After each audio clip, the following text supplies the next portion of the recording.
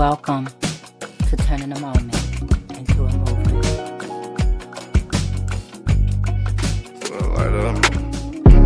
This little light of mine, I'm gon' let it shine.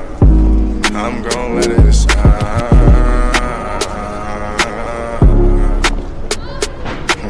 This little light of mine, this little light of mine, I'm gon' let it shine.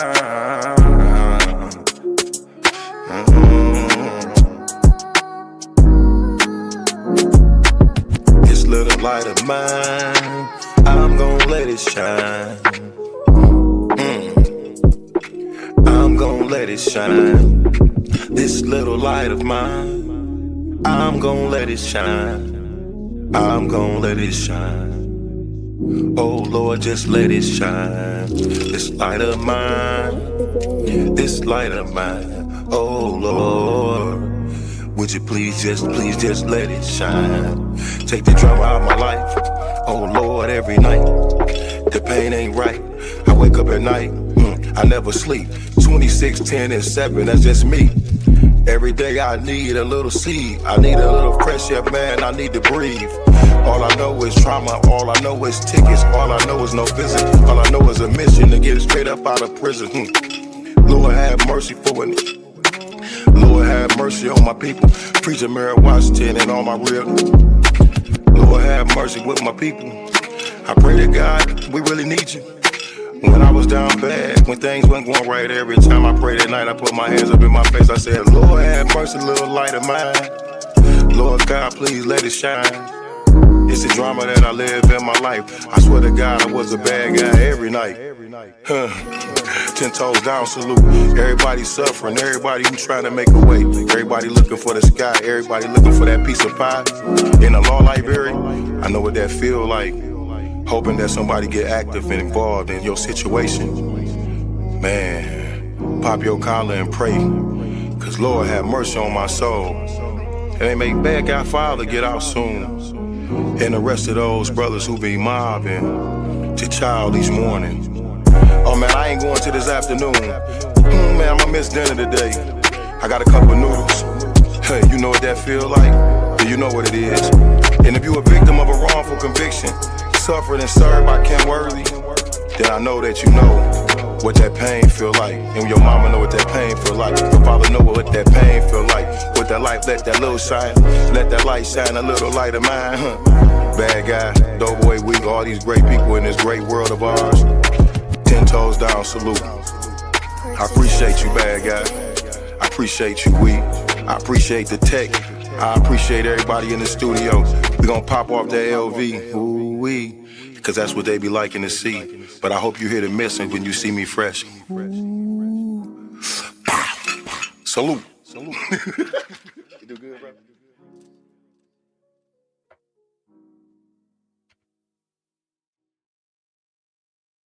Good evening, everyone. Thank you for joining me tonight on Turning a Moment into a Movement. I am J Love. Welcome. I am the creator of this Turning a Moment into a Movement and also the founder of the Justice for Gerard movement. Gerard is my son who was wrongfully convicted of a crime he didn't do. Innocent, and he went to prison for that crime. So because of that experience with Gerard and all the people I met on that journey, created this platform called Turning a Moment into a Movement. Our mission here is to bring awareness to all that are impacted from being wrongly convicted, overly sentenced, mentally ill, and medically frail in our communities, to inspire, organize, and educate all communities about the needs to disrupt systems, policies, and patterns of the criminal legal system that leads to wrongful convictions. So that's why we come here on Friday evenings. And this Friday, we're going to talk about the invisible killer, toxic mold, and the struggle for justice.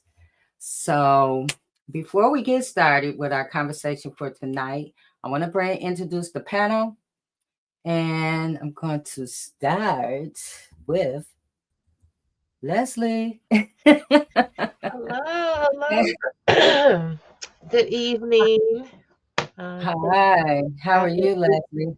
I'm okay. Um, so I'm excited about the topic because of the people that are housed, wrongfully incarcerated or otherwise, but also because it's something we live with a lot in Michigan. Um, last night we were at a talking. They were Trisha was talking about the mold issue at the Women's Huron Valley prison. My daughter shot her hand up with a question. I was like, oh no. And she asked, like you talked about, how mold spreads, but how does it get there in the first place? And I said, that's actually a good question. Mhm. And so actually there's a whole history of a lot of low income housing that's built on land that's not fit for human occupancy and not tended to. And even a house I lived in before this one, I remember getting a $7,000 bill because the irrigation flow wasn't right or something. And so anyways, the it's amazing how much we deal with environmental justice. At the same time, we're left out of the conversations around the environment and climate change and all that. You don't even hear us and the problems that we face being lifted up in those spaces. So I'm Right. glad to be here tonight and learn. I'm glad you are here as well. Thank you, Leslie. Thanks. I see Reverend Tia. Hey, Hey there, how are you? I have popped in early a little bit and then my system said psych. I saw you pop off. I was like, what's happening? Yeah, it just went off. So I am glad to be back in here and excited about this evening and having this conversation, this necessary conversation. So I'm coming to you from the choice zone where your choice matters, and I believe everybody's choice matters. And I believe when we come together, we really are looking at the choices that not only we make for ourselves, but choices that have been made for us, choices that have been made for people um, who don't have a voice in our society. And it's very important that we come together to break these chains of bondage that other people have put on us. And I think waking up is the key. And once we are up and moving, in action together, this bond cannot be broken. Yeah, So I'm just happy to be here tonight. Thank you. I'm, I'm happy you're here as well. Greetings, Marcus. What up, though? Hey, welcome. Well, thank you for having me. It's always a pleasure to hang out with y'all young ladies and talk real talk. And I also would like to say a prayer for Krystal Clark if we can. Heavenly Father, Yeah. keep hands around her, and keep her safe from harm's way. And please allow and or come to the hearts of our elected officials and our other organizations around here to save this woman and everybody else is going through the same things that she's going through here in Huron Valley. In Jesus' name, we pray, amen. Amen. Oh, Thank you, Amen. Marcus. Yes. Yes. Introduce yourself, Marcus, and let people know who you are and what you do. Marcus Kelly, founder of the Change Up Midnight Coalition. I organize, advocate, train, and educate for the full restoration and enfranchisement of impacted communities. We are fighting against slavery and involuntary servitude under Michigan's Constitution, which is the beginning of humanizing people. We can't reform no system that's built on slavery. That's right. And there's no You're such thing right. as stuff on crimes politician either. You're either pro or anti-slavery. Right. All That's right. right. Thank you, Marcus, for joining us. It's always a pleasure. Yes. And last but certainly not least, Trisha Duckworth. Family. Hey, Yes. Everybody here today. I know, right? Mhm. Get my good glasses I so gotta get Trisha autograph. You the one who autographed we need all in Hollywood. Well, we in Hollywood. Oh yeah, that's right. Marcus will be in Hollywood next week. Yeah. Mhm. Yeah. And man, and look, I'm gonna make sure I shout out Survivor Speak. And I got to, because y'all doing the work. You know what I mean? You're doing the work. I got to make Right. sure I at least have a clip of the podcast on there. Just saying. Yeah, we got you. Yes, Trisha, introduce yourself and tell everybody what you do. So my name is T Duck Weezy. No, tonight I'm Trisha Duckworth. I am the executive director and founder of Survivor Speak. Um, I'm just a nobody trying to tell everybody if we don't put our hand to the plow, it's going down, right? It might be going down anyways, but for some of us, it ain't going down without a fight. Mm-hmm. So, very grateful to be here with y'all tonight. This has been a consistent force for the last, 4 or 5 years now of just bringing awareness and just really speaking truth to power. I have seen this show make a difference in so many issues and so many different things. And so, Jay, just thank you for creating this platform and inviting us to be a part. I'm excited. Okay, I don't want to say I'm excited about tonight because I'm really not excited to talk about how black mode is like literally destroying people's lives, right? Um, I'm grateful for the opportunity to be able to have this conversation because I believe that it's going to give people a little bit more clarity and it'll open our eyes a little bit more to people that are home and that are still suffering. So, again, thank you to everybody. I love you all so much. We love you too. So while I got you here, Trisha, go. Let's do this right now. Oh, yes. So, our annual wrongful conviction summit normally is in October, right? And we want to do some things different this year. And so, we are back with the partnership with Project Community, as well as the Michigan Innocence Club.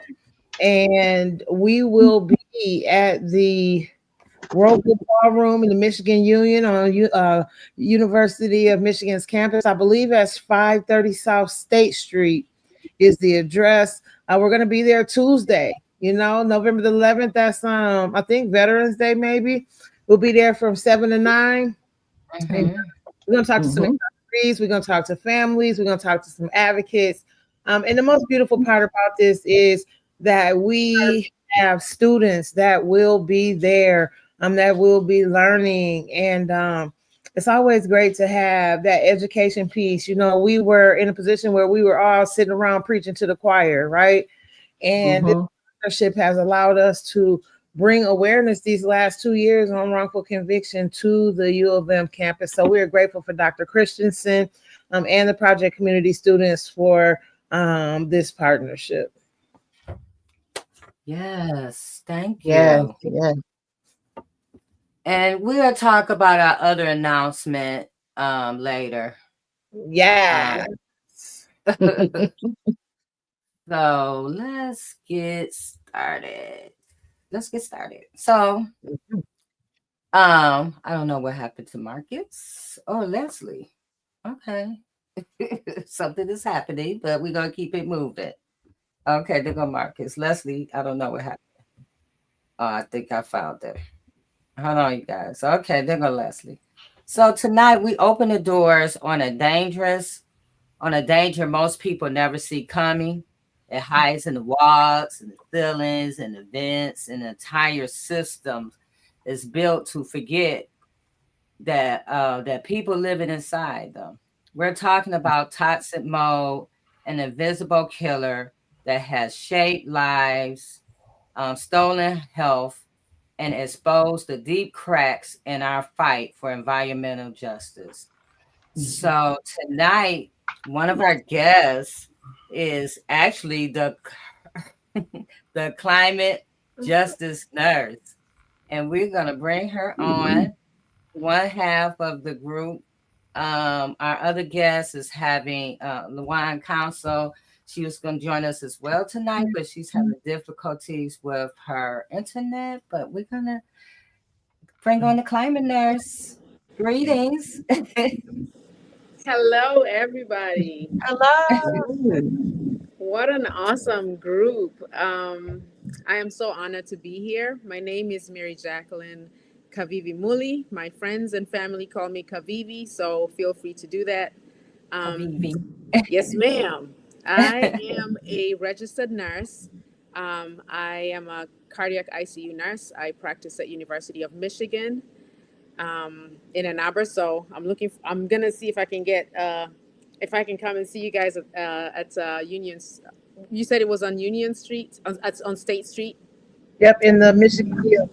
In the Michigan Union. Okay, I'm gonna try and make it on Tuesday. But yeah, I'm an ICU nurse, and I founded my organization, the Climate Justice Nurse, because I have seen in the last 10 years in practice, especially, that the population of patients is changing. Our patients are much younger and much sicker. And as the climate has continued to change, I can relate some of the changes that I see at the bedside. So I'm seeing actual climate change at the bedside, which is really powerful. And so I decided that I was going to start this organization because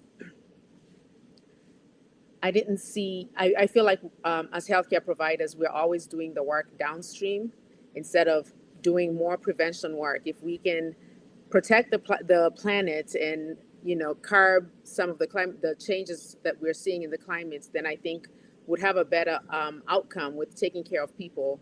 We'll have fewer people in the ICUs. Right now, I'm sitting in one of our new ICUs.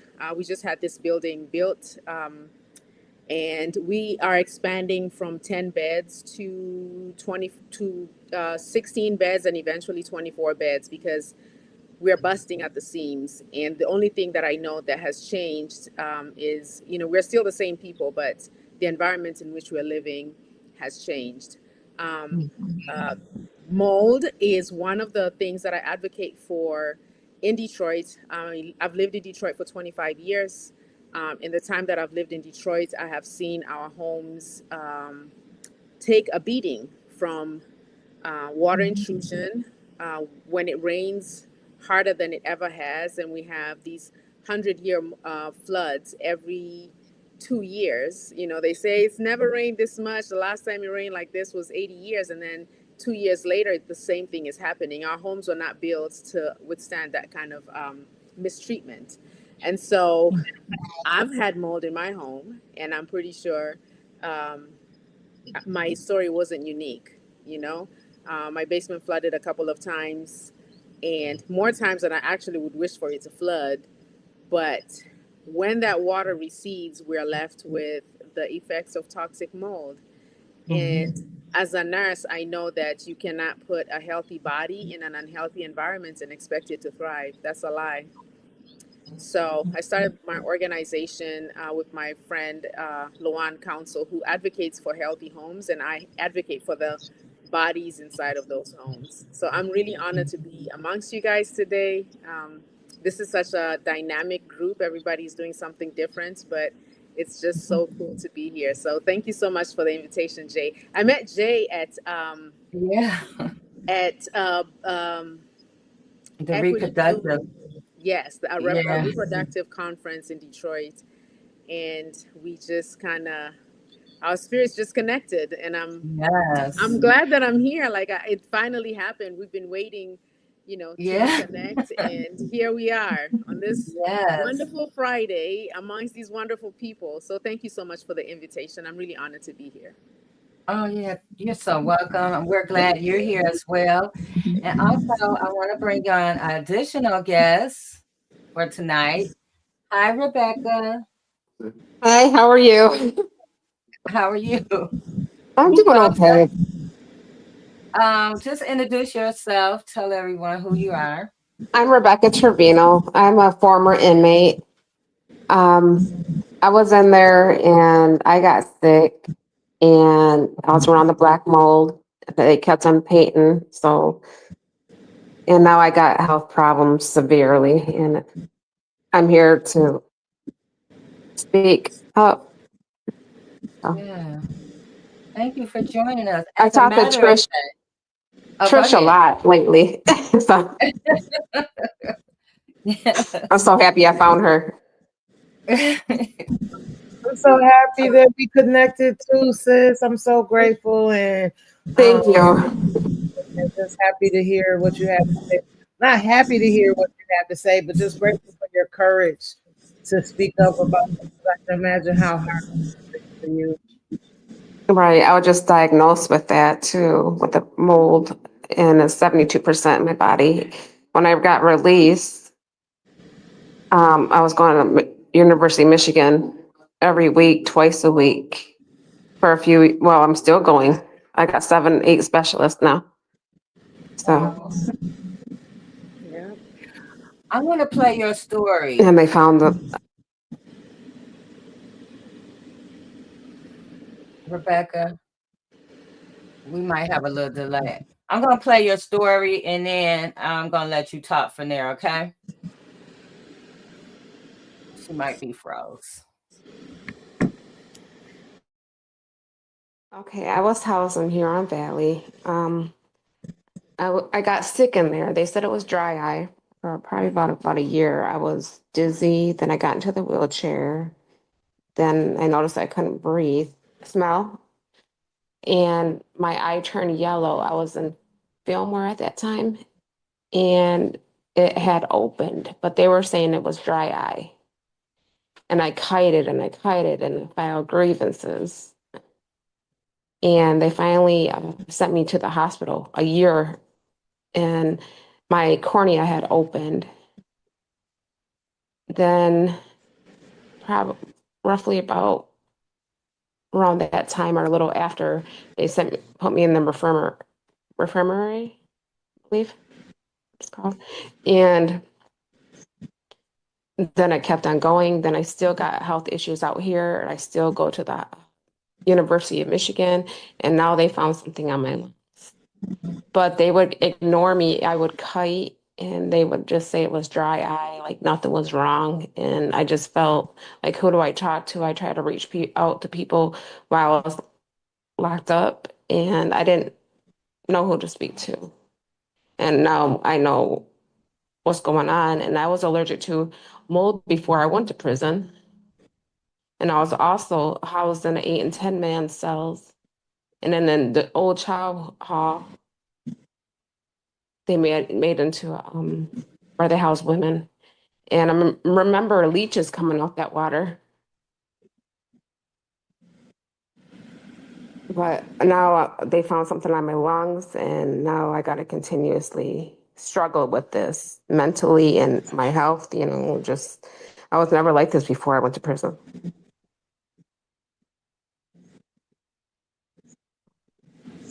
Miss Rebecca, what is the current state of your what you're going through with your sight?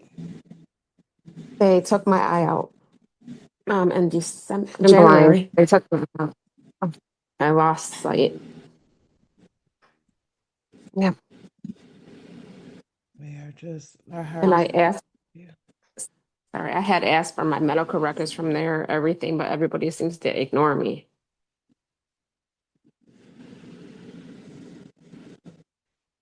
Yes, we will put you in touch with state rep. They had took this out.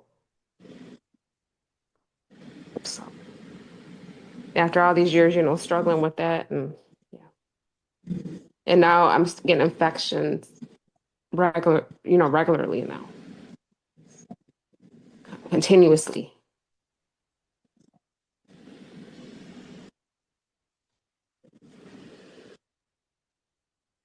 Rebecca, Commissioner Sanders wanted to know, are you eligible, entitled to disability due to the loss of your eye? Yes, but I used to work and I enjoyed working, but now this disability, it don't even cover, rent nowadays. So it affected that too. But yes, I got disability.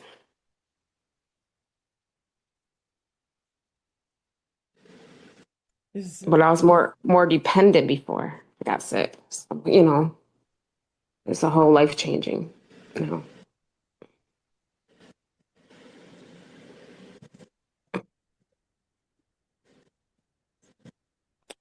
Commissioner Sanders says, what about rehabilitation support? I got some family help. There's resources like Underground Railroad and things like that help. That's about it.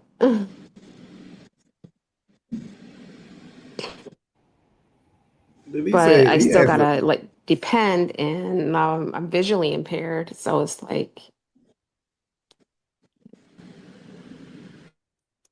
it's hard. And I'm raising my 16-year-old.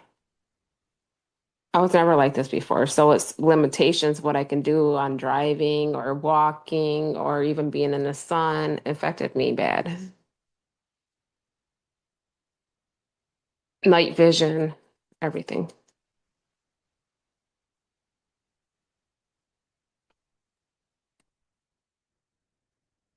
Thank you so much, Miss Rebecca, for sharing this with us, and our heart goes out to you. Thank you. I'm happy I can speak to somebody now.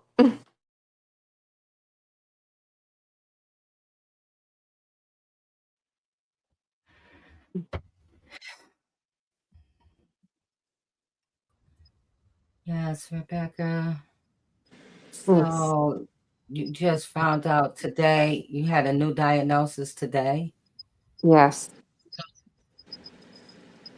I found out a couple of days ago, and I emailed Trish the name of it, and it's 72% of it in my body. It's in my lung. I don't know. I wish they would have just found something a long time ago and put me on something so I didn't get this sick.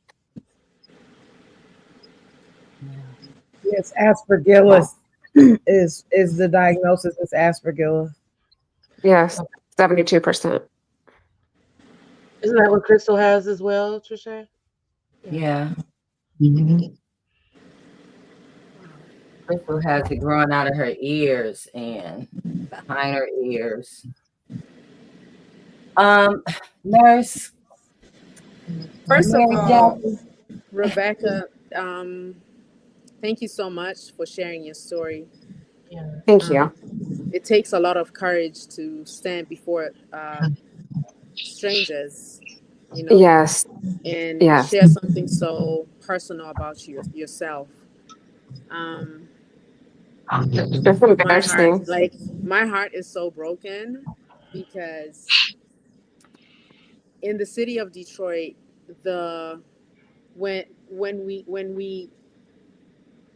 we've done a few mold tests in the city of Detroit, Lejuan and I, and aspergillus is what we find.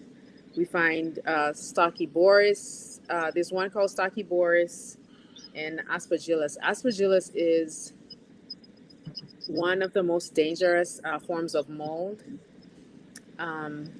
It invades anything in your body that's wet. So pretty much your entire body. It can invade anything. You can have hair loss. It's in your lungs, and it's very difficult to treat. It's very, very difficult to treat. So just hearing that just literally gave me chills because nobody should have to experience anything like that. That's really heartbreaking. I remember one time, I think there was a hospital in Detroit that had aspergillus in their ventilators, and they almost got shut down by the state because of how dangerous that is. And so to imagine that we have people, human beings, literally being purposely exposed to aspergillus every single day. And I say purposely because we know that it's happening. This is not a secret anymore. You know, people from all over the state, all over the country, and all over the world, like they've heard Krystal's story. You know, so your story is not, you know, unfortunately, your story is not unique. And I wish it was. I wish it wasn't that every woman who has been in that hellhole is, you know what I'm saying, coming out with all these illnesses, and that there's no, you know, there's no reprieve for it. Like nobody is going to own up to it. I think I've asked for help inside and outside, and I just got ignored, you know, until my eye turned opened. Then an officer finally called healthcare, and they finally sent me to the hospital, and it was an infection. And by then, I'm sure it was already too late. But they know that this is in the prisons, you know? They know that it's there. But they ignore you because you're in there. You know, and I feel like mold is one of those things that people don't want to talk about. It's like a dirty subject, but the sooner we start talking about it and just admitting that this is happening, the sooner we can start finding solutions. But as long as we keep tucking this dirty secret away, I can't tell you how many times I've gone to people in my community and asked them if they have mold. And because Detroiters are so prideful, they'll tell you no. I don't have any mold. I have to stand up in a community meeting and say, I have mold in my house, so that other people can admit to it. I had a meeting. I went to a meeting in my community where it was a meeting with the councilman from my district, Councilman Tate. And, you know, I just stood up and, you know, because he was asking us what issues we have in our communities. And I stood up and I said, I have mold in my house. I have mold in my basement. And he said, well, nobody tells us about this. Do you have pictures? I said, I don't have to show you pictures because you live in my district too, and I'm pretty sure you have mold in your basement. And as soon as I called him out on it,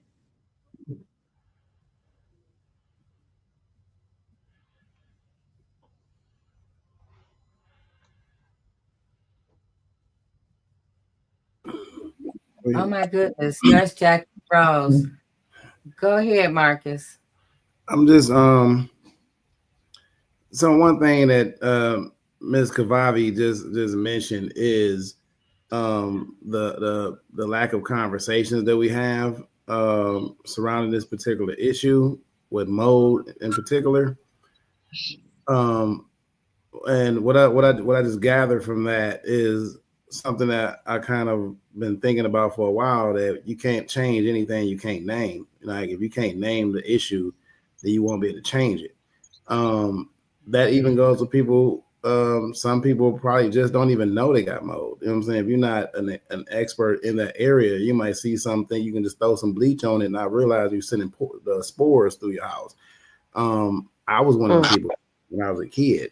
So I realized how dangerous mold was.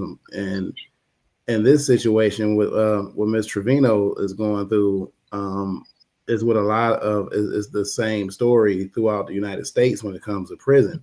And that's because you said that was a fact, Ms. Trevino, is that word inmate. You know what I'm saying? Once that word inmate get dropped on you, it's like it just dehumanizes you right then and there. So you're not even human at that point. And as somebody who's been through the Department of Corrections and suffered at the hands of the lack of Medicare, they don't even really see you unless you're finna die. You know what I'm saying?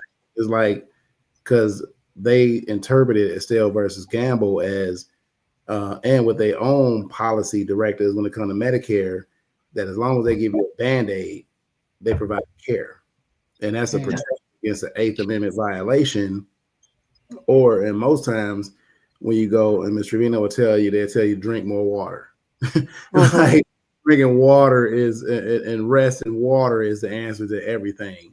But they would never to take you to a real hospital or get something really done unless you are damn near on your deathbed. And even with that, they won't turn the records over to you if you ask for them, because if they found something and they realize that it's an epidemic that is going around the whole facility, because they actually it's like clusters or something. I forgot what the sort of like you know, Ms. Trevino, when they give out placebos, give out a real pill to somebody else, and a fake pill to somebody else, just to monitor the population for purposes of pharmaceutical companies. You know what I'm saying? They put out on us. And in this situation, they knew for years that the mold was an issue because they've been monitoring people's reactions, their bodies. They had already knew it, so they already had a plan of we just going to deny, and play the deny game. So as long as we can play games, then we can and threaten you with solitary confinement or loss of privileges or send other inmates you. So they rule by fear. So shut you up. They can create their own narrative and say, well, this is true and Trevino is crazy and we do the best and we take care of our people in prison.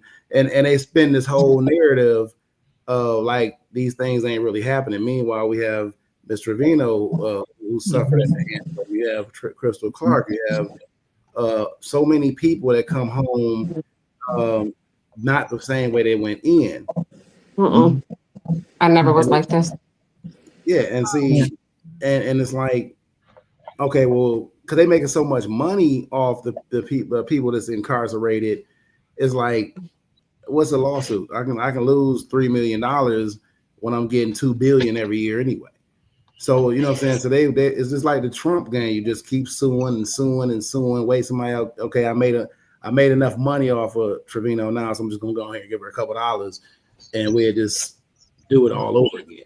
Because most people are not going to complain because they're scared of, you know what I'm saying, the retaliation that comes behind it. You know what I'm saying? I was thinking that too. Retaliation. You don't even have different facilities. Women's only have one. So you stuck. If you make a complaint against an officer that's in that facility or the warden in that facility, they're going to rain terror on you because you can't even go nowhere. You stuck. So you can't expect the prosecutor to prosecute themselves. So you have to think the same way about people, correctional officers and wardens in prison. Yeah, you know, I've got a question. I want to say, Rebecca, thank you for your courage, and thank you, Trisha, and thank you, Jay, and I want to thank the nurse. Thank you, Leslie. Thank you, Marcus. Thank you, everyone on here for your efforts. And Rebecca, I know that you know that there were other women with complications probably similar to you. Yes. And it is really hard for me to hear people ask questions about your rehabilitation support. That just sent me to a whole nother level because why are you asking about rehabilitation support when she went in there not needing any rehabilitation? And I pray that you sue them. And I don't know if it can be done and how, but it needs to be done. And I know that it may seem like just a few dollars because they got so many people who they have abused and misused and just have done horrible, heinous crimes to people, not to inmates, not to criminals, to people. And I think the sooner we change the narrative on that, the better, when we are able to identify the people. These are people. And, you know, I wanted to ask the nurse. I love having a nurse on here because then we can hear from the from the gurus. Listen, the devil's a lie because my connection obviously failed when I was getting fired up. I know. I was getting activated. I said, you know what? Because I want to know, had she gotten soon? Because this is, you know, everybody I know has different reactions to mold. Yes. Some people are more sensitive than others. But had they intervened early on, you know, are we saying that this could have changed, that the outcome could have been different had they listened? Absolutely. It would have changed the course of her life. My eyes, my health, my infections, and I'm on antibiotics. Losing an eye, you lose an organ. That, you Oh know what I'm saying? man, Like that is so huge. It would definitely have changed the course of her life. my Yeah. everything. Had one person listened, it would have changed the Yeah. course. One person, all it would have taken is one person to listen. It would have changed the course of her entire life.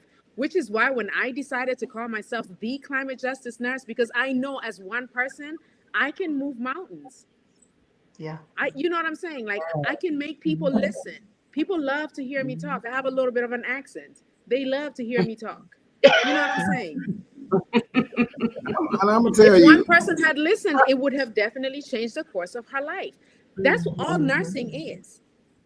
And a good doctor is nothing without a good nurse. That's right. That's as why a I always nurse, say, give me a nurse. right? As a nurse, I just spent 12 hours with one patient today. 12 hours. You know how many times the doctor was in there? Do you know how much time the doctor spent? And every time the doctor came in, it's because I called them and I said, listen, I'm an advocate. I advocate for my patients. And we need the community to advocate for people. Like that's all it is. Yeah. I'm just an advocate. I'm just an advocate with a little bit of a science background. That's it. I speak on people's behalf. And I really feel like as a community, it is our responsibility. We can't put this on nobody else. It's our responsibility. We don't have, we can't wait. There's nothing to wait for. Right. When I decided to coin myself the climate justice nurse, I was on Google looking for a climate justice nurse because I'm like, this is crazy. This is crazy. The climate has shifted. There are no nurses at the table. What's going on? We're seeing the patients presenting themselves to the hospital with issues that we know are directly connected to climate change. So I wanted to know where the nurses are. So I got on Google and I started Googling the climate justice nurse and nothing came up. I said, well, Lord, I guess it's me. I know that's right. You know what I'm saying? I was like, I guess, I mean, if it ain't nobody, then it must be me. So I went ahead and registered the name and I started to do my research and started to advocate for my community and speak about climate change. Even today, even in rounds, every single day, I work in Ann Arbor. We take care of patients who come from all over the state. And I tell them, have you considered the climate in which these people are living in? Have you considered the climate in which you're going to send them back to? You know, we're all high and mighty and we can do all these fascinating things, but then you send somebody back to a home that's full of mold. What do you think is going to happen? They're going to come right back. Right. They're going to come right back. And if we're going to claim that, you know, medicine and healthcare is going to be a noble, it's a noble thing, then we need to do the right thing and stop readmitting patients for something that we know that we're sending them back to unhealthy homes. You know that. Then how do you advocate for them? We have case managers. We don't use them. We have caseworkers who can actually advocate for these people and find resources for them. That's You know, I'm a nurse. I'm a social worker. I am the therapist. I am everything because I have to be. I have to be. I don't have a choice. I chose this profession because I wanted to make a change in humanity, and I'm going to do it. Yes. I was called to do this. I'm going to do it. And you don't have to be a nurse to be an advocate. Everybody is an advocate. Wherever you stand, change happens where you are at. Yes. You know, so even so a lot of times we have inmates who are patients. And I challenge the people who are here to guard them. One time, I'll never forget, one time we had an inmate and I needed to weigh him. And he was shackled. He had four COs in the room, shackled. So I said, I need you to take these The shackles off. Yeah. Excuse me. Just to hear the deep. Oh, go ahead, Lassie. I'm sorry. Oh no, it's okay. I just wanted to pop in, always be a little racism translator. You know, we talk about mold. The whole idea of mold always has been around dirtiness and otherness. You know, we first saw that conversation actually in Leviticus, where, you know, then they were being, that's the whole idea of leprosy. Leprosy was actually mold. You know, they talk about the lepers and all that. That was mold. You know, modern day theologists say that was, they were reacting to that. And instead of helping the people, they said they must be dirty. And they, Mhm. and through the years, you know, that was the whole idea that, you know, Black folks were put in positions in housing that didn't have the same health, right? They're just put on little plots of land or whatever. And so you can always tell where a country or a people or a community, where they esteem people by what they do all their research on. You know, in other countries, they keep track of who has mold, and they have demographics. We don't have that in the United States. In the UK, they came out a report last year that Black people in the UK are 5 times more likely to be harmed by mold. They're in places where they're harmed and stuff. We haven't even got to the point where we're even tracking that in the United States. We're So not even having a conversation about right, it. we're not even at that point, let alone tracking. So and I know in my family, my grandma had 9 siblings, and I went to all their houses, whatever, and having somebody say there was mold or mildew or whatever was a bad thing. Like, you know, the whole cleanliness is next to godliness kind of deal. And so when you said that you have neighbors that won't say they have mold, I think there's some of it is a misconception that if I have mold, I must be dirty. You can't out clean Absolutely. mold. You can't out clean mold. You cannot. And also, I mean, let's also understand that some people just don't know that it's mold. Like they might think you can just spray it with some bleach and wipe it down, and not knowing That it's is a sending people everywhere. Some people don't know, and you know, But number the two, prisons do know. yeah, That's the terrible part. The prisons are not stupid. I mean, they know. no, the prisons know. We talking about in communities, prison, they know. You know Yeah. what I'm Yeah, saying? that's There's communities that don't know. They know. And then we talking about, and it always baffles me when somebody, even in Miss Trevino's case, where the default, of course, it had to be somebody that's elected official or something, but the default is always that rehabilitation organizations help you. And I want to back them up and just point something out and just put this on the floor. You can't rehabilitate people who has never been habilitated.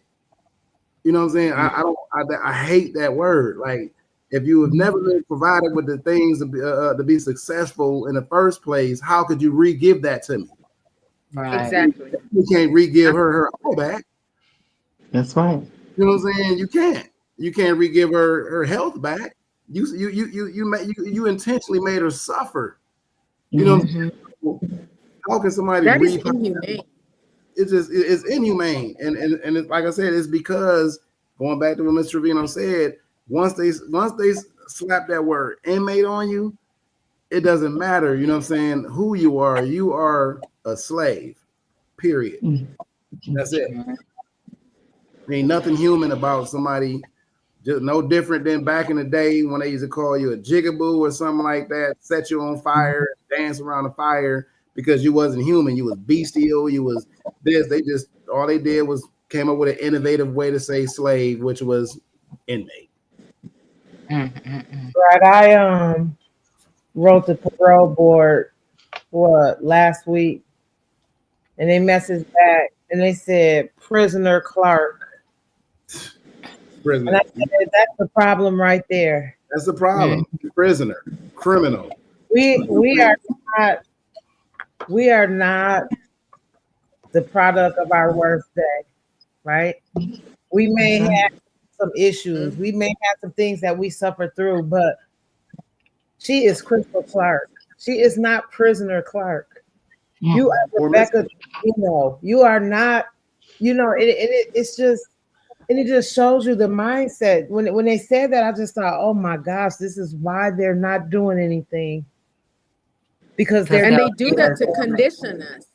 They do Yeah. that to condition us. Even for the community, when you hear that and you start to call people that, then you start to dehumanize them without even realizing that you're doing it. They're conditioning us. We don't play that They've around here. conditioned the people who are incarcerated, but they're Yeah. also conditioning us on the outside so that we Or can't even see that it. word inmate. I don't like that word inmate. They are not inmates. Right, They right, are Rebecca. right. They are Krystal. They are who they are as a person. But it's that So to mind. finish the story that I was saying before I got disconnected, they would not unshackle this young man so I could weigh him because they said that he was dangerous. I said, that's why you're here. That's why you're here. That's why all four of you are here. I'm not afraid of him. And also, so they make it inconvenient. So they told me, well, you have to call the warden. I said, and I sure will. And I definitely called. You're not going to scare me with that because the warden is just a person. I'm going to call and I'm going to advocate. I'm going to advocate Right. within the hospital. I'm going to advocate outside of the hospital. I don't need the charge nurse or the doctor to call. I'll call. Give me the number. And I called. And he said yes. It was that simple. Right. He was just a Right. person. I was like, listen, I can't do my job. I'm just trying to do my job. Right. But they try to inconvenience you so that you can think it's another step and something else that you have to do so that you feel like you don't have to do it. No, I'll do it. I can call Yeah. because I will advocate for every patient the way I advocate for the donors of the University of Michigan is the same way I advocate for anybody who is in shackles, who is being mistreated. I advocate the same way. Advocacy is advocacy. Nobody gets left behind.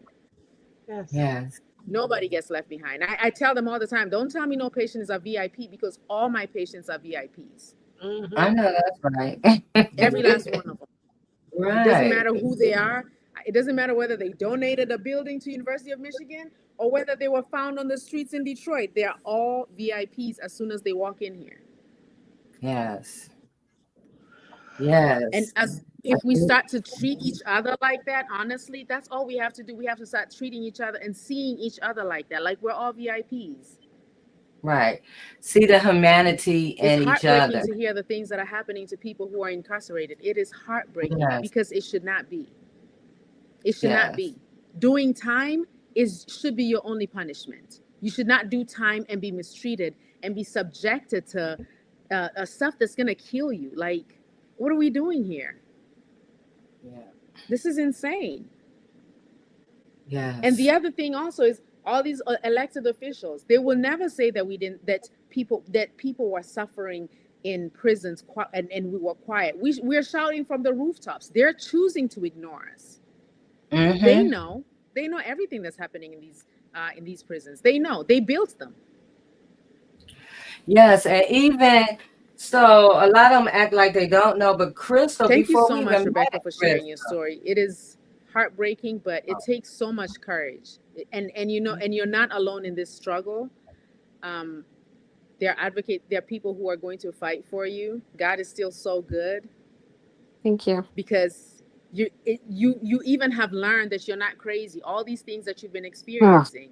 I tell my patients all the time, a diagnosis is a blessing. It tells you that you're not crazy. You've been saying this for a long time, and everybody thinks you're crazy until it has a name. I go to therapy now for this. Right? And then Right, know right. you're not crazy. Right. I knew something was wrong, but I go to U of M every week, This and is I such live a in powerful Saginaw, conversation. yes. but nobody in Saginaw can help. They have to send me to specialist, which is in Ann Arbor. Wow. Yep. That's wow. How do you feel like the other people that were inside of the prison the same time you were, do you feel like they are joining you in advocacy, or do they shy away from speaking out? Nobody's told me anything. We're going to hear from, as a matter of fact, we're going to hear from another young lady who was formerly inside of Huron Valley. I don't know where to start. Healthcare, like she said before, sometimes you would just give up kiting. They would almost gaslight you into thinking that there was nothing wrong with you. I think I went 8 months with acid coming out of my nose at midnight every night before I finally got just something on my itinerary saying, you got to go see a nurse, but you don't know why. So I get in and I sit down and I say, please say this is about my heartburn. No, but we can talk about it. Of course, they just wanted to take my blood. They constantly want to take your blood. They will call you in 5 times a year to take your blood, but they won't call you in that one time a year for them 15 kites that you've sent. But the mold issue is really why I am here also to help, is because I remember when I first got there in 2019, I did 3.5 years from 2019 to 2022. And so I remember standing in 3 Block, and I hadn't been there long, and they brought out these new cleaning products for the mold, and they're explaining to us about the mold, and I can hear the girls whispering amongst themselves about, some people didn't really care about us, and I'm gonna go through this for these cleaning products. And in my mind, being a former manager of a service master business, I'm like, why are we cleaning mold? First of all, why are we doing this? My son's sister's mother died of a lung infection of mold. And I'm shocked standing there. And that's like kind of when it really set in. Like I wasn't afraid of the people around me. I was afraid of where I was housed. I'm like, you're killing us. Like, you're killing us now. Like, and then I remember when I worked in the chow hall and the girls coming in with the buckets of paint and going and, sanitation, going and scrubbing the walls, and everybody going and painting over the mold. And then the next year when it came back. But what I remember most is walking to the chow hall. I had a long walk. I spent a lot of time in Harrison. So it's kind of a long walk, but the food, and so it made me kind of heavy. But by the end of the walk, getting there, I'd always look at my friend and be, oh my gosh, Jen, I can't breathe. And, I'd stand there and I'd breathe for a minute, and just every day from chow hall. And I kept saying, boy, Jen, it's got to be because I'm getting to be a chunky monkey, So then after I get out, I get back up here. I live in the Upper Peninsula. I always would tell you guys about all the snow. So I'm shoveling my porch. And it didn't matter that I had been gone for 3.5 years. Shoveling this amount of a porch should not have made me come in the house and have to lay down. I couldn't breathe. I could feel my feet were tingling. I was losing oxygen so bad. So I told my mom, I said, I need to get a doctor's appointment. Like, I need a doctor. I said, this isn't just, I'm not just fat, Mom. There's something else wrong. So I'm sorry, this is really hard. So, and I did smoke before, but not a lot. So I went to the doctor, and they sent me out for x-rays and did things, and they called me in, and at 37, I was diagnosed with COPD emphysema. And I know it's from the mold. I don't know how many years that took off my life, but my boyfriend said I said it best the other day. I did my crime, and I did my time, but I did not deserve the life sentence that I got from the negligence of the state to protect us. Yeah, we know what we did. We know why we were there. Everybody knows. But that does not mean that we deserve to sit in a death trap and fear for our lives every day, and then to come home to this. Now, every day, every morning, there's this. And God forbid, if I'm having a really good time and I start laughing too hard, then I also, again, cannot breathe. And I'm just here because, I want something to happen to everybody. Get them out. Just please get them out. Don't even give me anything. I don't even care. Just get them out before they end up like me. And if I keep going, I'm going to keep going. So I'm done, I promise. Thank you for your time.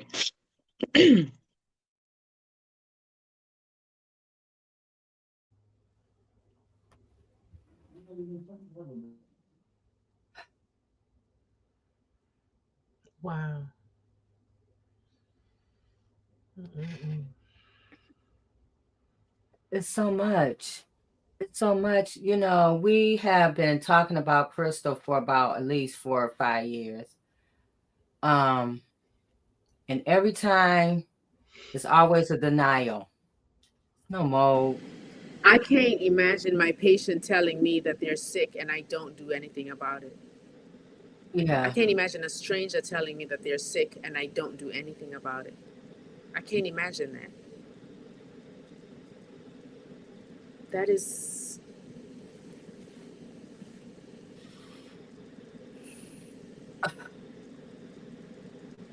This is They hard. just don't have a, they don't have a That is conscience. not okay. Yeah, it's not okay. And think about how many, we're hearing 2 people tonight. We know with Krystal, and I need us to really hear this tonight. We know 3 people's stories now.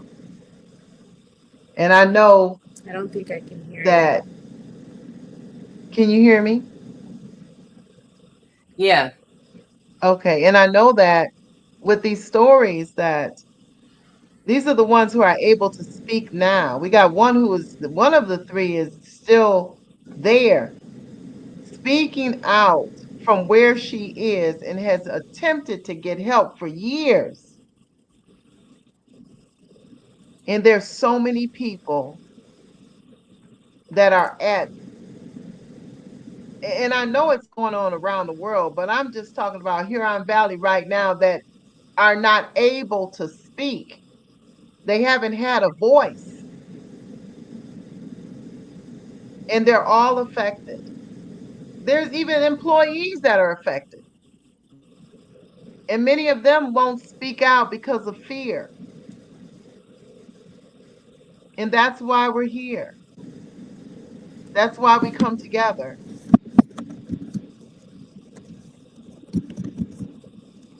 Yes. This is a heinous crime. And they They just need, need, there's yeah. no accountability.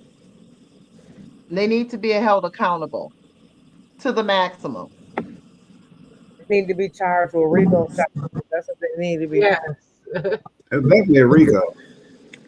It's definitely a RICO. I mean, and this, besides civil, that's definitely a RICO. And that's everybody involved. Because, Yeah. here's the thing with me, right?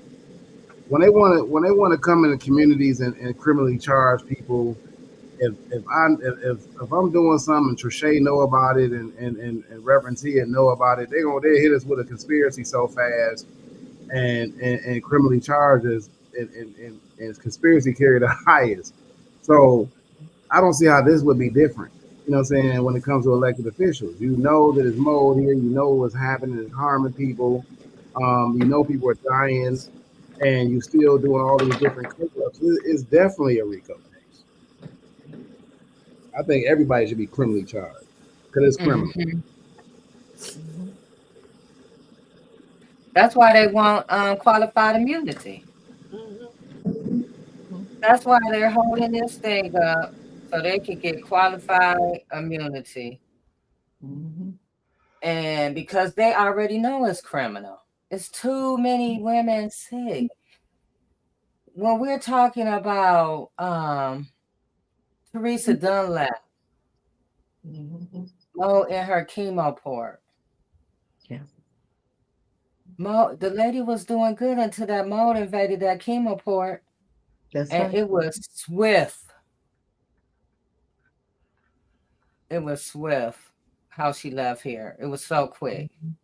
I talked to Krystal about it, and she was saying that, I used to see her every day and talk to her, and then all of a sudden, when they found out about that mold in her chemo port, she said she was gone. Mm-hmm.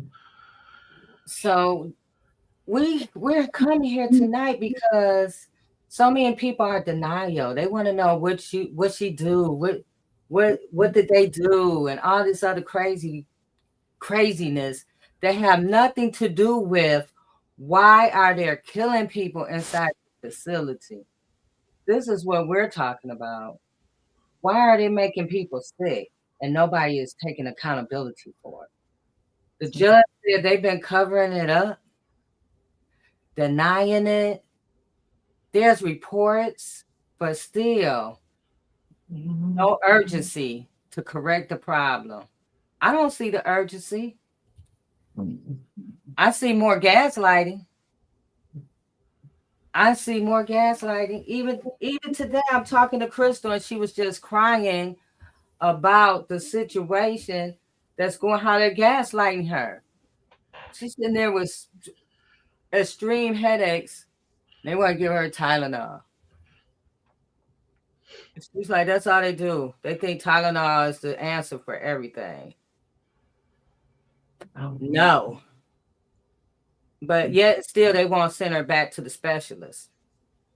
Because he was the one who said, well, not only him, he was one of the few who has said that she won't get better as long as she's in there. Because every day she's just being reinfected, reinfected. And so, oh my goodness. When she's tired, is to have to go through this. She is such a walking miracle, though. Let me say that.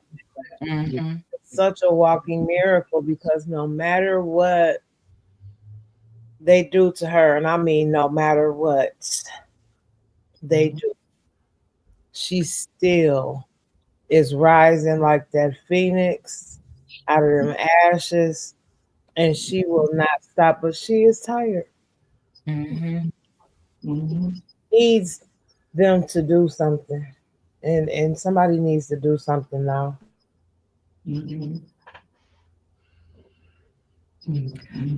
So speaking of Krystal, she made a video. I have the video, you guys. Yay! So everybody sit back. Okay. And we're gonna hear Krystal. Okay.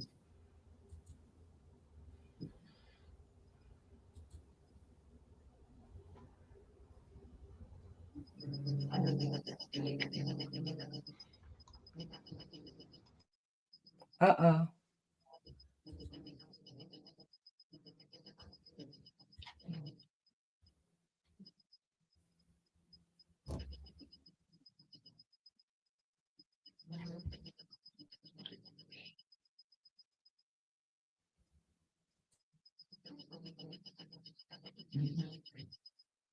This ain't nothing but the old rotten devil.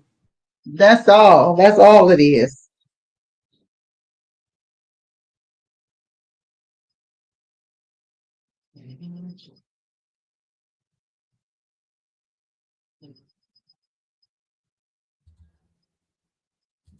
We're gonna come back because something's going on with the video. So go ahead. Let me figure this out. Marcus, go ahead. I missed the one. I was texting my daughter back. I'm sorry. Okay, go ahead, Repetia. Yeah, it's so important that we and I agree, this moment right here is just because I was waiting for this. Oh my goodness. And I know everybody else is too. And I think we are at a pinnacle of change. And I think that's why we come together every week, because change not only is necessary, but I believe that we're on the brink of that, because you can't keep putting truth out in front of people and then expect nothing to happen, because now they're getting uncomfortable. So we have to stick to what we're doing now, things, because they're going to have to make a change, because it's looking very bad right now for them. For those who are in leadership who have not taken steps to make any changes whatsoever, that means they are participating in inhumane acts themselves. Their practice of not responding, if they don't respond, when you don't respond, and you ignore people as they are being harmed and killed and disregarded and tormented, then you are also part of that whole equation. So I'm just so happy, Rebecca, that you were able to join us tonight and you were able to tell your story. I know that I can't even imagine how that feels, to Thank you. have to, no one can say how that feels and what you have to endure every day. Every Every day. day. Yeah. Mm. And you look young, you know. I know a few people have lost their eye, but they're much older. You know what I'm saying? Still young. Mhm. Yeah. What Yeah. if you don't mind me asking, have you leaned towards any litigation yet? For any recourse? I didn't know how to do anything. All I did was grieve and kite. When I got out, I tried to contact Lansing. Okay. And Then maybe you get with Trichet and J Love after this and just kind of draft out just write down everything that happened, who all you contacted, and stuff like that, and then just kind of draft out a complaint for you. And I can kind okay. of put that with the help, and I think we should lean on. I think she should get with Racine Miller, J Love. Mm-hmm. Mm-hmm. How long have you been home? Hi, everybody. This is Krystal Denise Clark. My MA number is 435-064. I am in WHB, the Valley of Death. This really is the Valley of Death. Just want to give y'all a little update. I haven't heard anything from the state reps. I haven't went to my appointment for the specialist that's treating the mold that's growing out my body. MDOC Medical is playing games with my life. Dr. Ellison is the key part of it as well. Is Don Jones, all of them. Death care. This is what this is. This is death care. And it's so sad that I'm sitting here just suffering, in pain every day, headaches every day, body breaking out all over my body. Ears is not getting better. Breathing is terrible. Can't get a breathing treatment. Oh, man. I got numbness and tinglings all over my body. And I'm tired. Not tired of fighting. I'm tired of them getting away with this and nothing is being done. That's what I'm tired of. Governor Whitmore. My name is Krystal Denise Clark, and I'm speaking to you. You have the power to change this. You have the power to do something about this.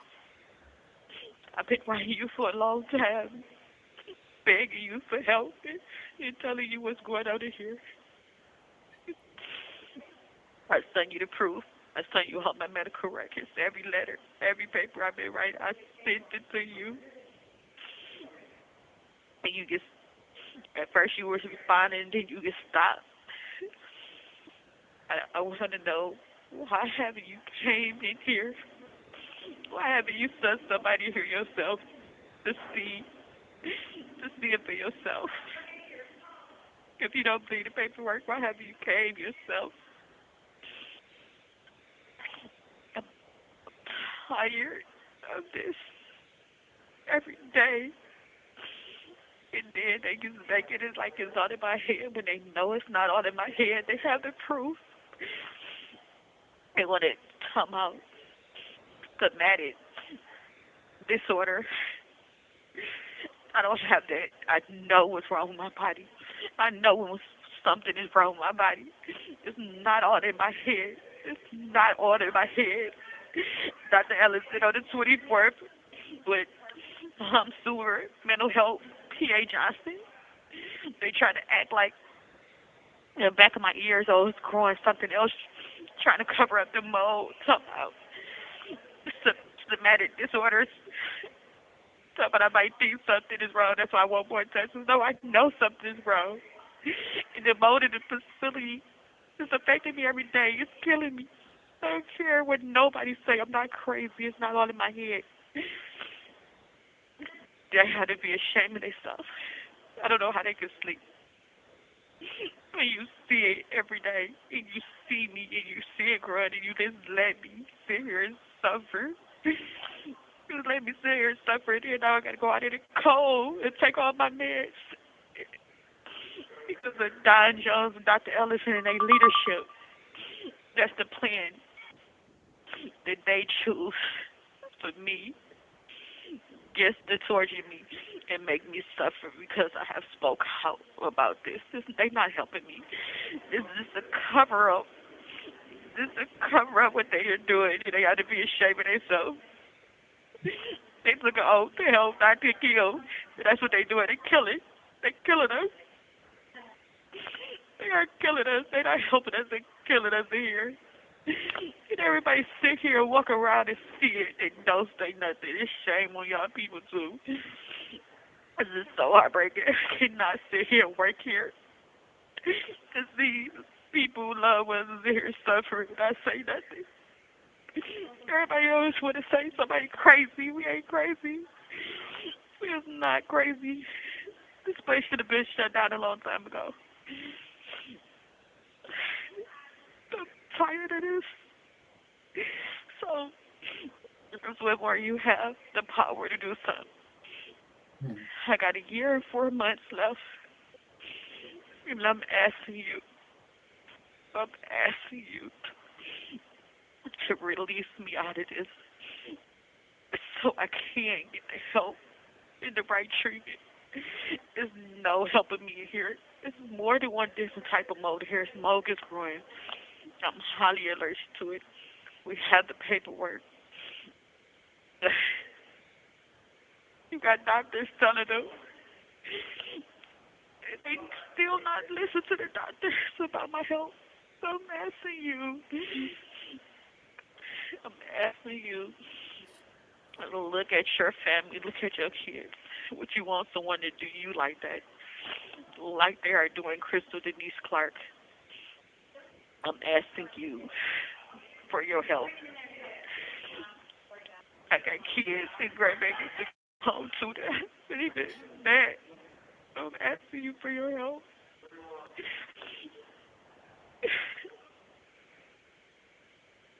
I'm asking you, please, for your help.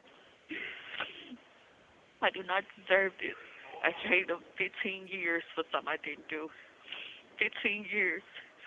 So I'm asking you to step in and help and do something about it. I'm tired. I get tired of myself. I'm tired of seeing other people suffer to it. And nothing is being done. It's so heartbreaking when a lot of people know what's going on and they just hush and keep it quiet. How is they allowed to do this? And I know from the grace of God, He see all of you in my faith, in my trust in God. He's going to make a way. And all of you will answer to Him. Not only for what you did to Krystal Denise Clark, but what you did to all. My voice stands for my fight, stands for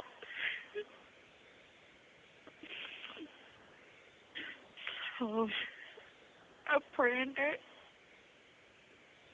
you have a heart and you do something about this soon before it is too late.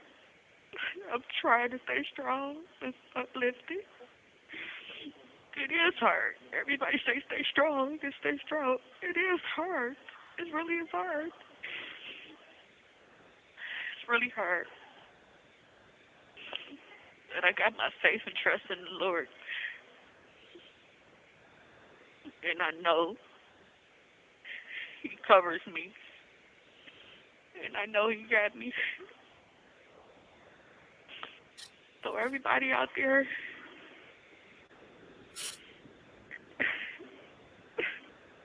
all of you out there that hear my voice, just standing and fighting with me, I want to say thank y'all so much. I don't know if I'm going to get a chance to meet y'all, but I'm keeping my faith that I will. Keeping my faith that I will.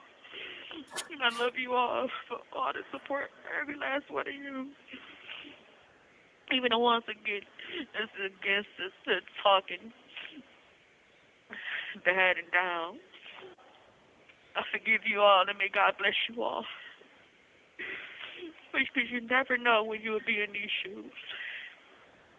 You never know. You don't have to do anything to be in these shoes. I want to let y'all know that. So, just wanted to share with y'all. I'm really hurt right now. That nothing haven't been done yet. Something should have been done a long time ago. They've been covering this up for 15 years. They knew 15 years about this. And on top of that, they have the proof. It's still neglecting me. Medical neglect. This is the valley of death. And I'm asking everybody to stand to get this place shut down and help the people. They don't deserve this. So, Ms. Whitmore, I'm asking you to stand with us and do something about this. Because you have the power, and you can do it right now. We do not deserve to live like this. We do not deserve to live like this. Come in here and see this place. It's just a cover up what they are doing. They get all this money and we get dead food with maggots. We showered in molded water. He's making it and they feed us food with maggots all in it. They do not deserve it. Water all bagged up, molded, all kinds of stuff, spreading on our feet and stuff. The word is tasted like, oh my God. And what healthcare do, what the work do, what they do. They cover it up. We've been ignored. We do not deserve this air blowing on us, keeping us freezing and cold because they try to cover up this mold here.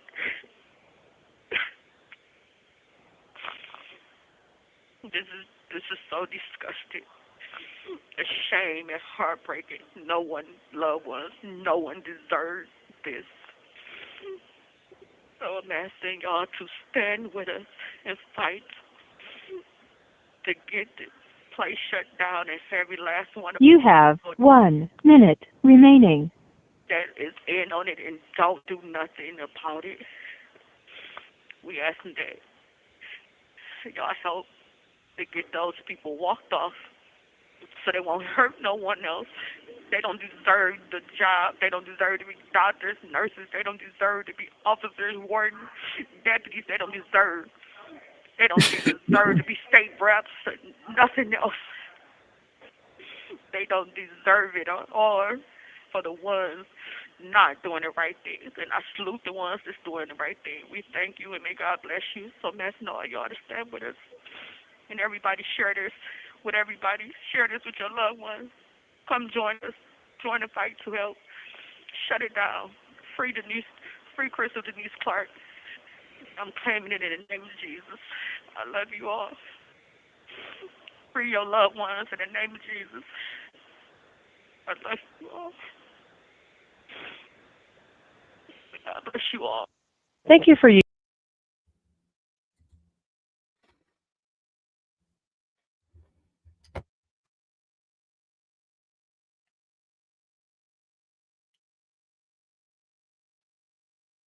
Go ahead, Reverend Tia.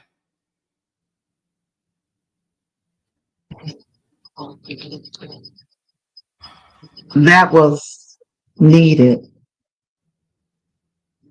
It hurts. That was needed.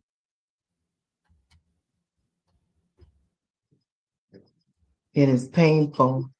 And I think people don't want to hurt. They don't want to feel the pain. And they've become so numb that they don't want to even look to see what is actually happening. So they don't feel. They don't want to feel. They want to go through this life not feeling for others, having no empathy, not even realizing what they're doing. It is time for us to definitely continue our efforts. But for those who have not even begun, it is time to join together and close that whole place down. It should not even be.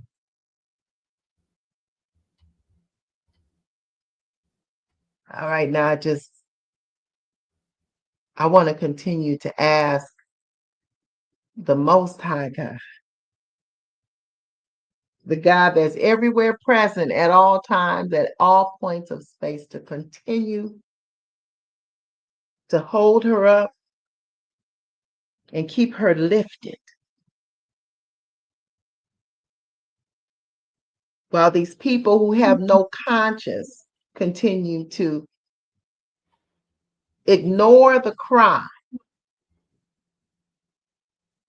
But I'm thanking God in advance that the cry is not going to be in vain, that the tears are not in vain, and that our efforts are not in vain, and that there is a shaking, and that this hardened ground,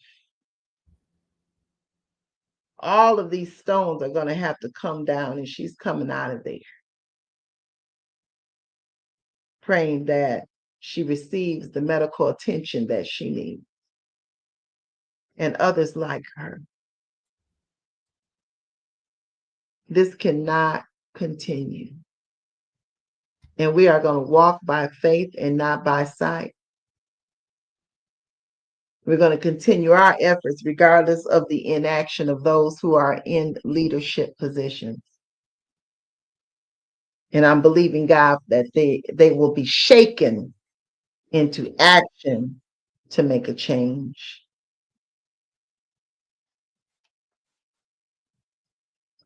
Not by power nor by might, but by God's.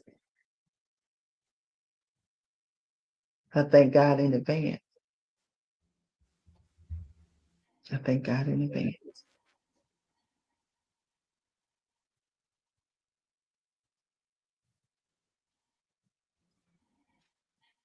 Amen.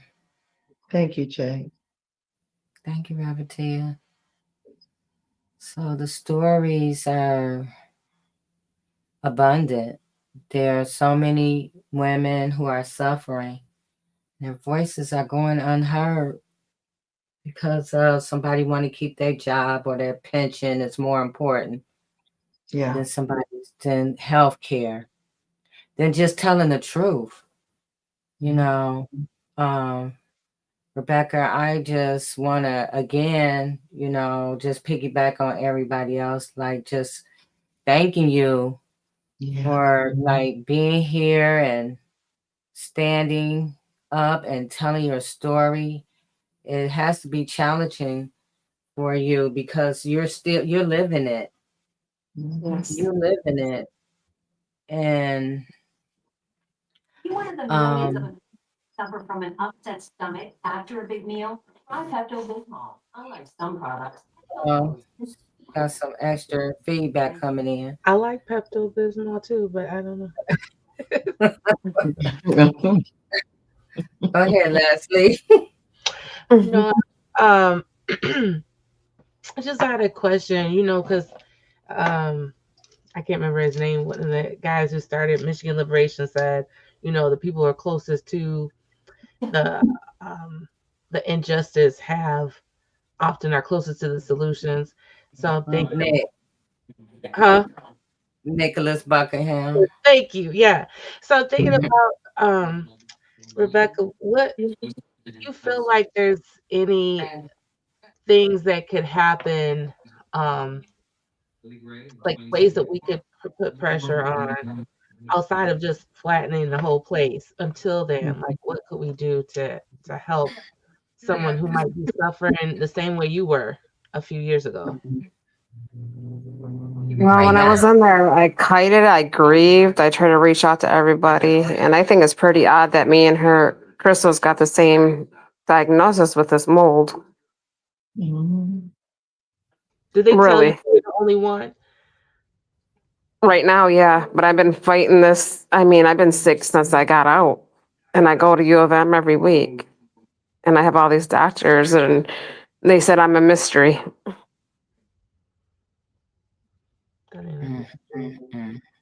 This is University of Michigan, Ann Arbor.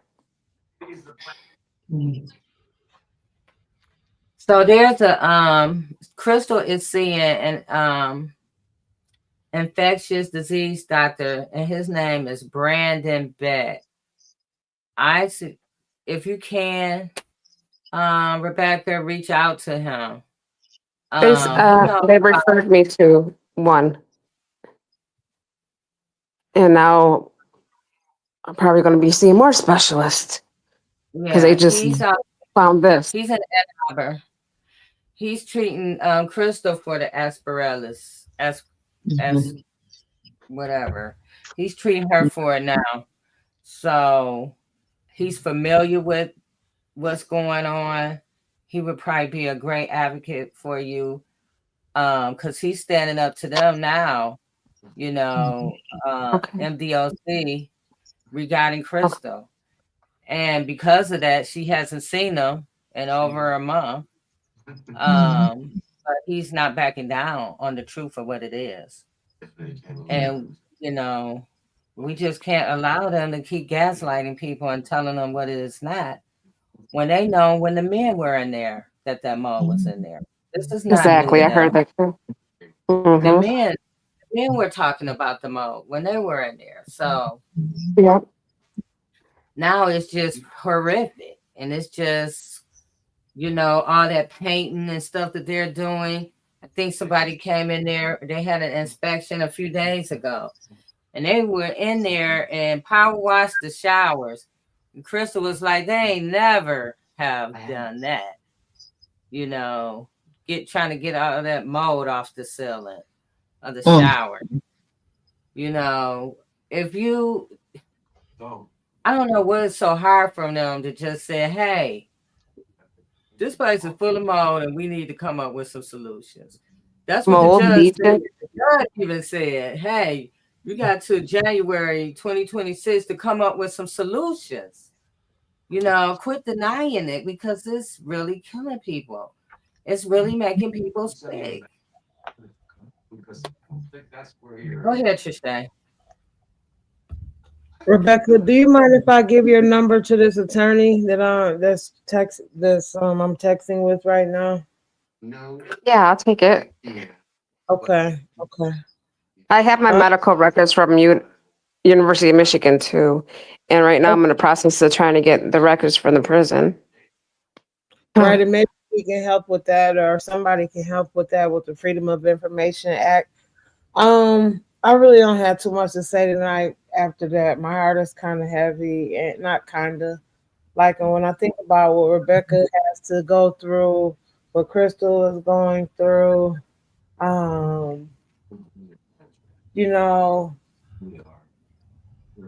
There's really no word that haven't already been spoken, right? Like, it's just devilish, just purely just devilish, just devils, just rotten to the core to do somebody like that over and over and over again, and so many people. And I think about the women this summer saying they couldn't breathe. Exactly. They And they died. just ignore you. They died saying they couldn't breathe. Yeah. They gave me a wheelchair because I said I couldn't breathe and walk and was dizzy. Well, at least they gave you when they took Krystals. They took her wheelchair. They walk holding onto the wall, knowing she had a heart problem. And then every time she walked, her heart elevate. And the doctor didn't one of them tell her it was good for her heart rate to go up. Yeah, Dr. Ellison.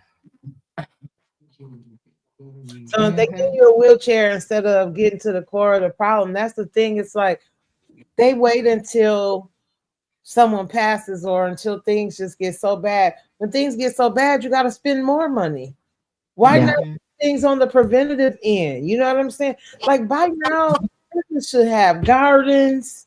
Like, I mean, it's no reason why things cannot be done in these prisons to help change people's lives, man, while they're there. Right. It's not, I mean, other than the fact that they want it being a revolving door. So you go out, they don't want to put any type of positivity in, and then hoping that somebody comes back in. That's what the whole method is. It's all about the money. Just like that, one of the elected officials told me, said, follow the money. Yes. Well, if you follow the money, you'll find out why they don't want to do nothing.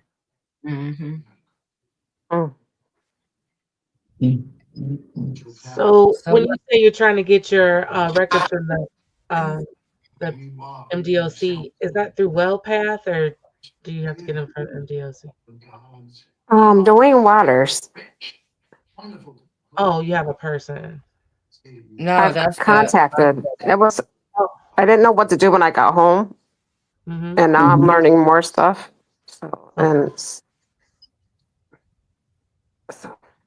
When did you come home? I might have missed the part. When did you come home? 2023.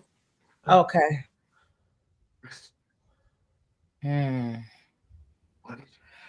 So, Trisha, why I got you talking? Oh my goodness. All roads lead next week to the Capitol. In Lansing for the Stand Up, Speak Out rally. This is against MDOC sanctioned death sentence, their poor health care. We standing up for everybody in MDOC, with the highlight being on Krystal Clark and the women, but also being on anybody that is inside of MDOC and suffering from poor health care. Because we know it's not just happening to the women. We have major evidence of that too. Sending up prayers to Charity Hansen for her husband, Andrew Blunt. Charity Blunt sending up prayers to Lucky, for Lucky. Mike Lawson sending up prayers for Darwin. Sending up prayers for so many people that are behind the walls of Michigan Department of Corrections that are suffering and near death's door intentionally. So we asking everybody to come out, stand, make your signs. We're going to have a sign making station, and we're going to be there from 9 to 1. That's November the 12th. It's next Wednesday. And we are just going to stand tall on behalf of everybody who is suffering and make a statement to our elected officials that we are demanding that they do something, and we are not going to go away until they do. So please, we need all hands on deck. We got a special performance that day as well. It's going to be a treat. You don't want to miss it. So we hope you join us. I was going to say, I think K. Muli going to be there. Yes, that special performance. Yes. Again, you guys, this has been a tough conversation, but a needed conversation. Um, we don't talk about stuff that's really harming our community. Even like the nurse Jackie was saying, Mary-Jackie, about like, you know, nobody was talk about the mold in her community until she had to stand up and raise her hand, you know, to talk about it. We have to have these conversations. It's important because you might not know that's mold. Right. You know, you might not know it's mold. And we're talking about MDOC, but some people have this in their home for years. Leaky roofs, flooded basements. That's how Lejuan Council and the climate nurse, they got started because their community flooded a couple of years ago. And the whole area on the east side flooded into all these homes. So I'm just saying this is just an important topic. We need to talk about it more. We're going to do a part 2 next week. We still have other women that we have on recording that we want to, you know, express their stories, let their stories be heard. Please join us Tuesday at the Wrongful Conviction Summit. We have some very powerful speakers. Put that flyer back up. Mr. Hakeem Crampton, Ronell Johnson, Leon Benson, Ken Nixon, and Aaron Anderson. They're going to be speaking. It's going to be a powerful platform of panelists. And so, is it like light refreshments, Trisha? Yeah, light refreshments. We asking everybody to register if you can. So go ahead and hit that QR code and register, so that we can get a pretty good count of the food. And it's while supplies last. So we ask everybody get up there and come on in. Starts at 7, but it's free parking after 6. And so you can come on down and park for free in the area. I believe one of the parking structure is free. And so yeah, come on out. We'll open the doors at 6:30, and just looking to have an informational time. Leslie, do you have something coming up? Well, I'll be wherever y'all at, and then I'll be there too.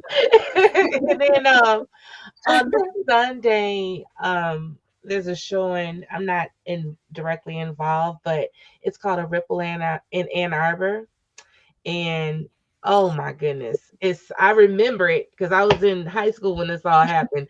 There was a serial rapist. Actually, there were 2, but they tried to put it all on one. And the only thing, because the person had some sort of head covering, only thing the woman could say that it was a black man.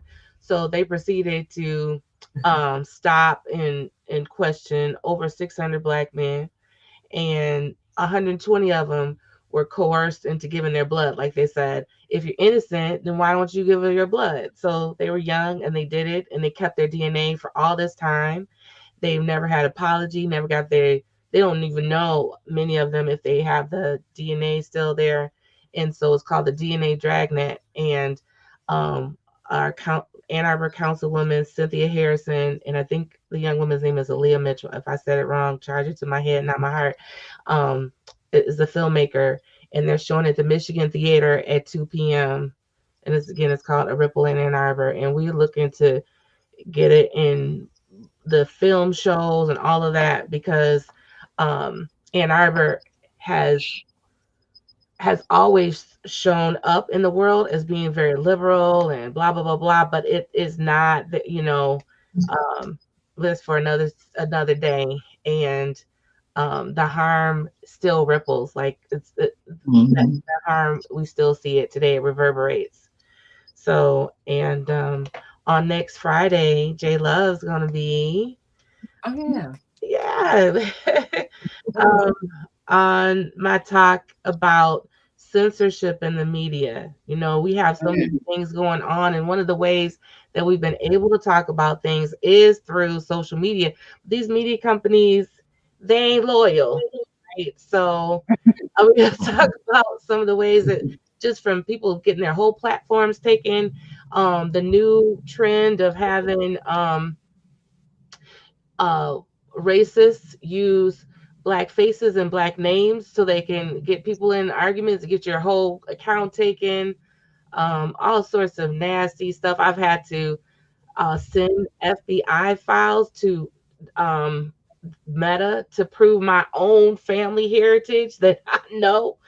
Yeah, so I've had my YouTube taken. I mean, after our podcast was Zoom bombed, and we were given racial epithets and sexual innuendos, but I was punished for that. Lost 15 years with the video.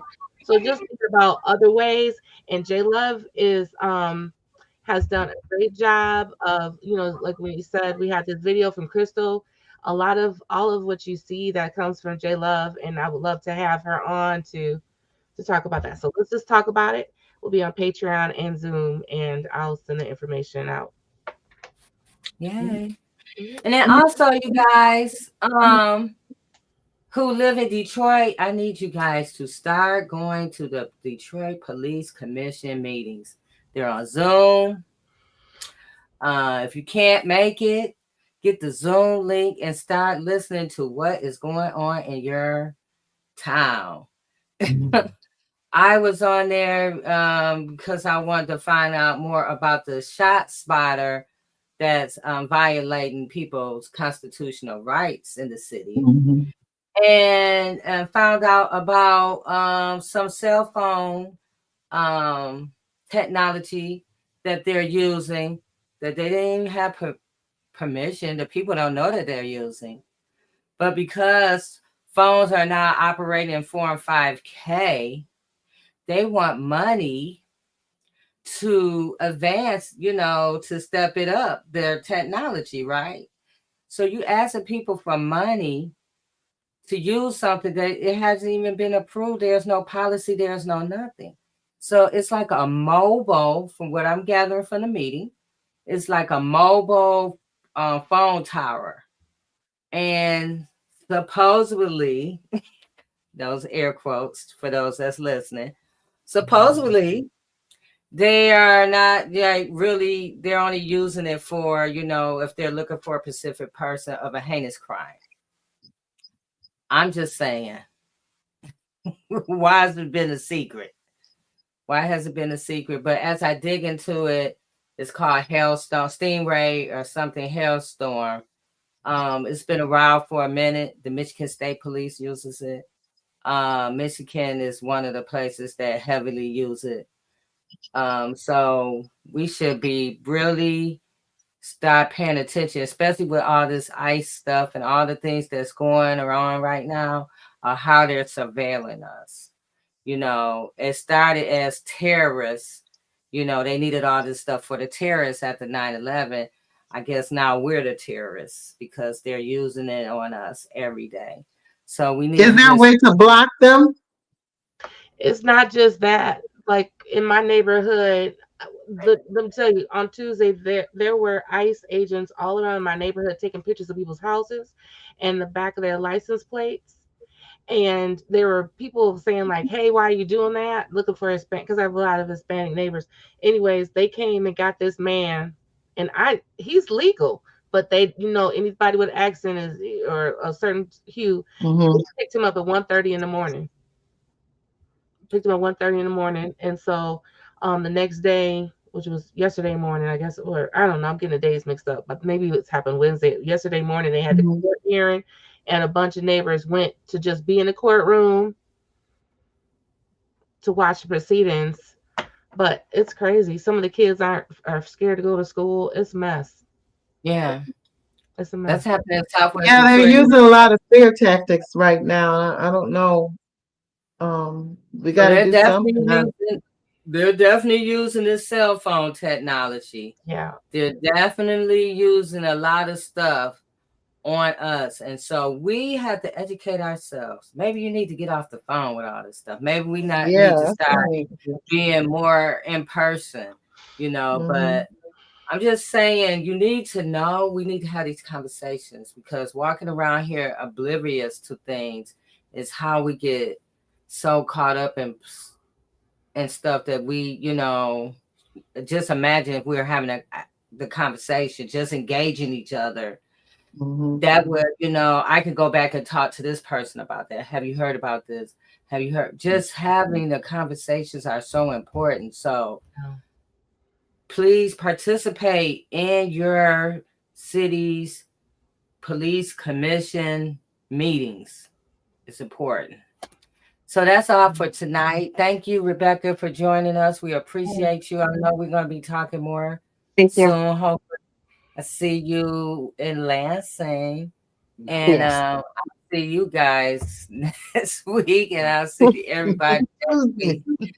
And except for Marcus, because he's going to be in Hollywood. So thank you, everyone, for watching us, and we'll see you next week on Turning a Moment into a Movement. Good night. Peace. Just a light of mine, I'm gon' let it shine. I'm gon' let it shine.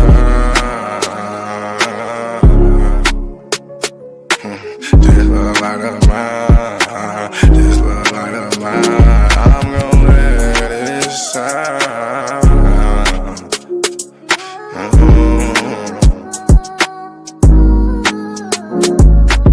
This little light of mine, I'm gon' let it shine.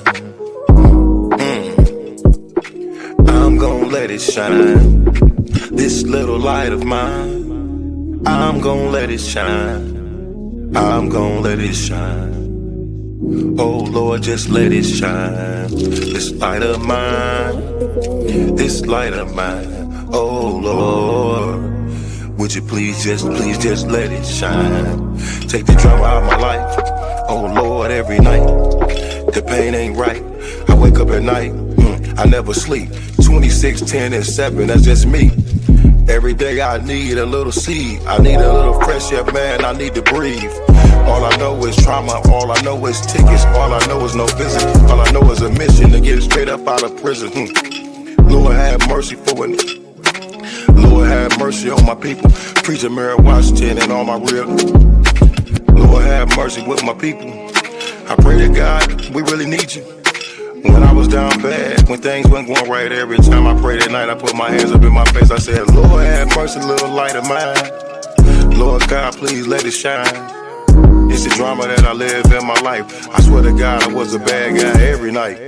10 toes down, salute. Everybody suffering, everybody who trying to make a way. Everybody looking for the sky, everybody looking for that piece of pie. In a law library, I know what that feel like. Hoping that somebody get active and involved in your situation. Man, pop your collar and pray. Cause Lord have mercy on my soul. And they make bad guy father get out soon. And the rest of those brothers who be mobbing to child each morning. Oh man, I ain't going to this afternoon. Man, I'ma miss dinner today. I got a cup of noodles. You know what that feel like? Do you know what it is? And if you a victim of a wrongful conviction, suffered and served by Ken Worthy, then I know that you know what that pain feel like. And your mama know what that pain feel like. Your father know what that pain feel like. With that light, let that little shine. Let that light shine, a little light of mine. Bad guy, Doughboy Week, all these great people in this great world of ours. 10 toes down, salute. I appreciate you, bad guy. I appreciate you, Week. I appreciate the tech.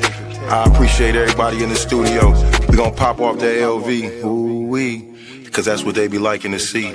But I hope you hear the missing when you see me fresh. Salute.